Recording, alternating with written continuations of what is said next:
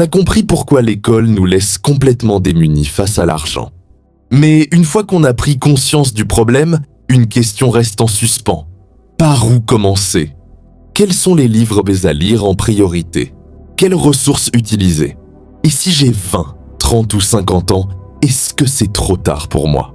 Aujourd'hui, on passe à la pratique. Voici le guide qu'on aurait tous aimé avoir plus tôt. On va voir ensemble les 3 livres qu'il faut avoir lus et pas juste dans ta bibliothèque. Les 2 chaînes YouTube à regarder en boucle. Le mindset à adopter dès ce soir pour ne pas retomber dans le piège. C'est parti. Partie 1. Le mindset. Le plan de travail. Avant de parler livres ou vidéos, il faut comprendre un truc essentiel. Si tu vas vers l'éducation financière avec le même état d'esprit qu'à l'école, tu vas échouer. Pourquoi? Parce qu'à l'école, on apprend pour l'examen et après, on oublie. Là, c'est différent. Il faut adopter le mindset du créateur et non du consommateur. Le consommateur, il regarde une vidéo, il se dit « c'est intéressant ». Il like et il passe à la suivante. Il consomme du savoir comme on consomme du Netflix. Ça fait du bien sur le moment, mais ça ne change rien. Le créateur, il prend un carnet, il note, il se pose la question « Comment j'applique ça demain ?» Première action concrète et elle ne coûte rien. Sors ton téléphone ou prends un vrai carnet et écris cette phrase. Je n'apprends pas pour savoir, j'apprends pour faire. Voilà, maintenant qu'on a posé ça, on attaque les ressources. Partie 2, les 3 livres fondateurs. Il y a des milliers de livres sur l'argent. Mais si tu ne dois en lire que 3 pour construire tes fondations, ce sont ceux-ci. Lis-les dans cet ordre. 1. Père riche, Père pauvre, de Robert Kiyosaki. C'est le livre de démarrage idéal. Pourquoi? Parce qu'il ne t'apprend pas à faire du trading ou à acheter des actions. Il t'apprend à déprogrammer ton cerveau. Il t'explique la différence entre un actif, ce qui met de l'argent dans ta poche, et un passif, ce qui prend l'argent de ta poche. À l'école, on t'apprend à acheter des passifs. La belle voiture pour frimer, la grande maison trop chère, pour avoir l'air riche. Kiyosaki t'apprend à acheter des actifs pour devenir riche. Le concept clé à retenir. Fais en sorte que tes actifs génèrent assez d'argent pour payer tes passifs. 2. L'homme le plus riche de Babylone, de George S. Clason. C'est un livre ancien, écrit comme une parabole. Il est court, simple, mais c'est une claque. Il règle la question la plus importante, l'épargne. Tu veux investir? Tu veux créer un business? Il faut de l'argent. Et pour avoir de l'argent, il faut en garder. La règle d'or du livre. Paye-toi d'abord toi-même. Sur chaque euro que tu gagnes, 10% t'appartiennent. Pas aux propriétaires, pas aux impôts, pas au supermarché. À toi. Tu mets ça de côté et tu n'y touches jamais.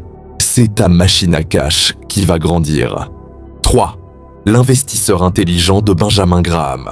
Préfacé par Warren Buffett, c'est la Bible. Attention, c'est plus technique. Mais si tu veux comprendre comment fonctionne vraiment la bourse et les investissements à long terme, il est incontournable.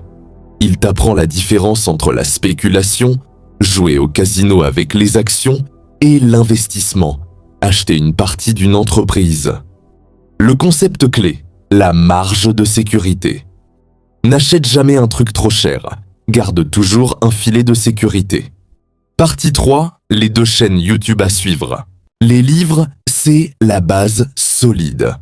Mais YouTube, c'est l'actualité, le terrain et la diversité des parcours. Mais attention, il y a beaucoup de bruit. Je vais te donner 2 profils très différents à suivre. 1. La chaîne francophone et pédagogique.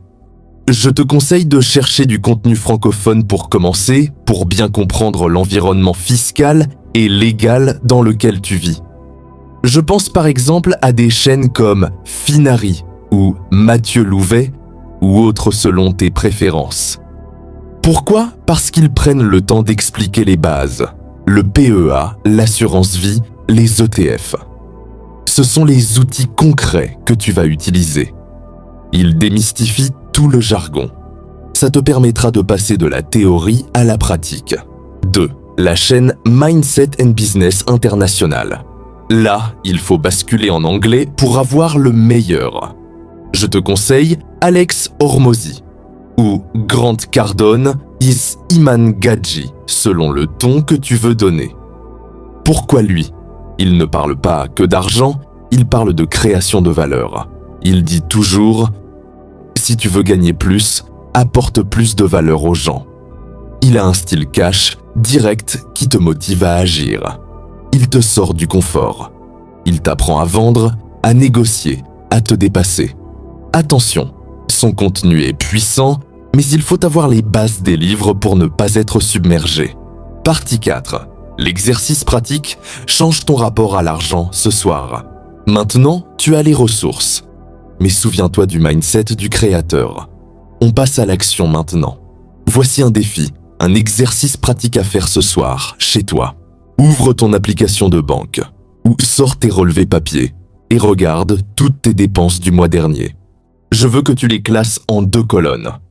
Colonne A, les actifs. Dépenses qui ont mis de l'argent dans ta poche ou qui ont augmenté ta capacité à en gagner. Ex, un livre, une formation, du matériel pour ton business, un abonnement à un logiciel utile. Colonne B, les passifs, dépenses, plaisirs inconscientes. L'abonnement Netflix que tu n'utilises pas, le café à 4 € tous les matins, le repas Uber Eats parce que t'avais la flemme, l'achat de fringues que tu n'as jamais portées. Le but n'est pas de te faire culpabiliser. Le but, c'est la conscience. Quand tu vois le total en fin de mois de la colonne B, tu te rends compte de l'argent qui pourrait alimenter ta machine. Les 10% de l'homme le plus riche de Babylone. Ta mission, identifier une dépense inutile dans la colonne B et prendre la décision de la couper dès demain pour rediriger cet argent vers ton épargne ou un livre. C'est ça, le premier pas. Voilà, tu as maintenant la feuille de route, le plan d'attaque pour ne plus dire « l'école ne m'a pas appris ». Le programme est simple. 1. Change ta façon de penser avec les livres. Père riche, Babylone, Graham. 2. Nourris-toi des bons contenus YouTube chaque jour. 3. Applique immédiatement avec des micro-actions comme l'analyse de tes comptes. L'éducation financière, ce n'est pas un diplôme qu'on obtient en 3 ans. C'est un mode de vie. Si tu as aimé ce plan d'action, que tu vas te lancer, ou si tu as d'autres ressources à recommander à la communauté, fonce en commentaire. En attendant, prends ce carnet et commence. Je vous dis à très vite.